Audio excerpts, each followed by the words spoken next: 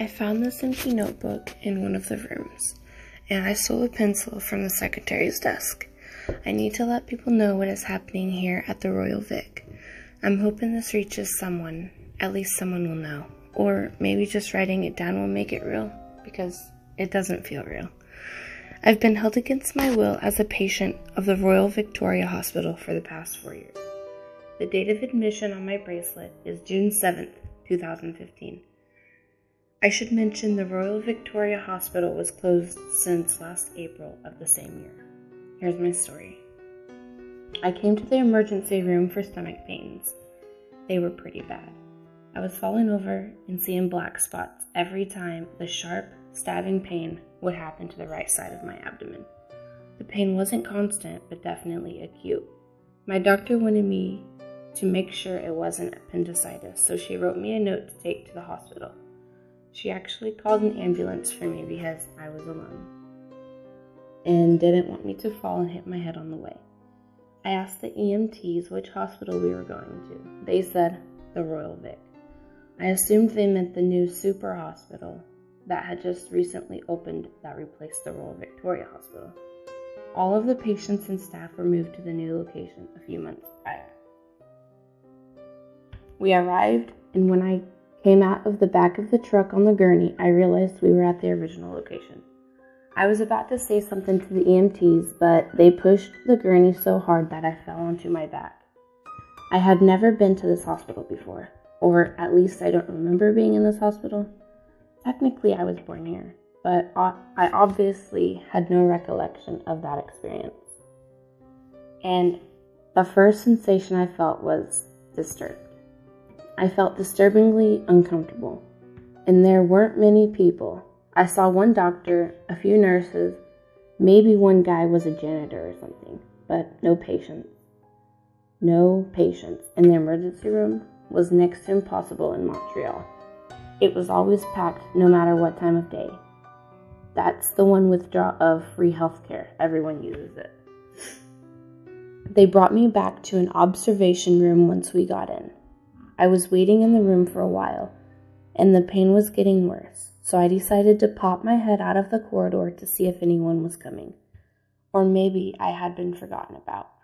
"Excuse me," I called out to a person wearing scrubs at the end of the hall. "When will I be seen?" "No idea, not my department." He grabbed some hospital gowns and walked the other way. "Geez, the service here's fantastic. Definitely getting 5 stars on Yelp." I sat back down on the gurney. The sharp pain started up again. It was excruciating. I got into the fetal position and started to scream, like women do when they feel their contractions during labor. The black spots were getting bigger.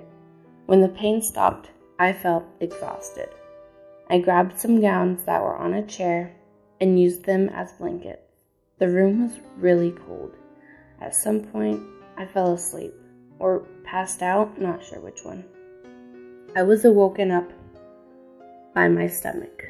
I started screaming again, holding my side, clenching every muscle I had, waiting for the pain to stop. Once it did, my whole body relaxed, and I felt some relief. Reality hit me. I was in a hospital, waiting to be evaluated. My eyes opened, and I shot up abruptly. I wasn't in the same room, and I wasn't wearing my clothes. I had on a hospital gown and an intake bracelet. I looked around the room. It was a standard hospital room, but not an emergency. I looked out the window. I was at least 3 floors up. It was already nighttime. The floors were so cold, and I didn't have my shoes or even crappy paper slippers to put on my feet. I went out of the room and walked towards the reception desk at the end of the hall. An older lady with glasses on a chain was sitting there doing a Sudoku.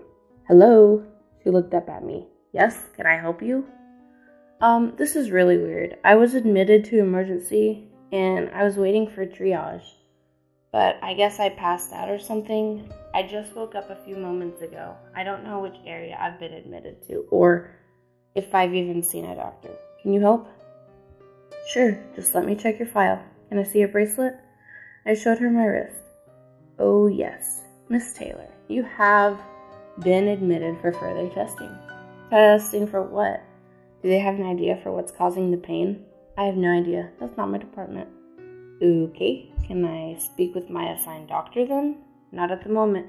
He's occupied with other patients. Please wait for him in your room. He should be here shortly.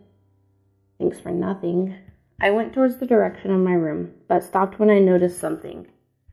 I didn't hear or see anyone else in this area of the hospital. I turned back to the secretary and asked her, what department is this? Observation. She didn't even bother looking up. I decided to not go back to my room, but try to find my way to a phone. This place was way too creepy for my liking, and I had no intention of staying here overnight. I'd call a friend to come pick me up. Maybe find my way back to emergency. It would have been easier to disappear there. I passed my room and kept going. I wanted to reach the stairwell. As I was about to reach the door for the stairs at the end of the hall, the pain came back. I fell to my knees, unable to hold back a scream. The black spots showed up again. I fell to the ground, choosing the fetal position again, and closed my eyes. I heard a few footsteps coming close to me. Why is she out of bed? I don't know, doctor. I told her to go back to her room, but I guess she woke up. We'll have to restrain her to make sure this doesn't happen again. Yes, doctor. I felt a slight sting in my neck. Tried to open my eyes, but failed. I became unconscious. That's all for now. I hear them coming. I'll keep writing. In some weird way, it's helping me. It's helping me keep my sanity, or even my humanity. I will not let this place take me.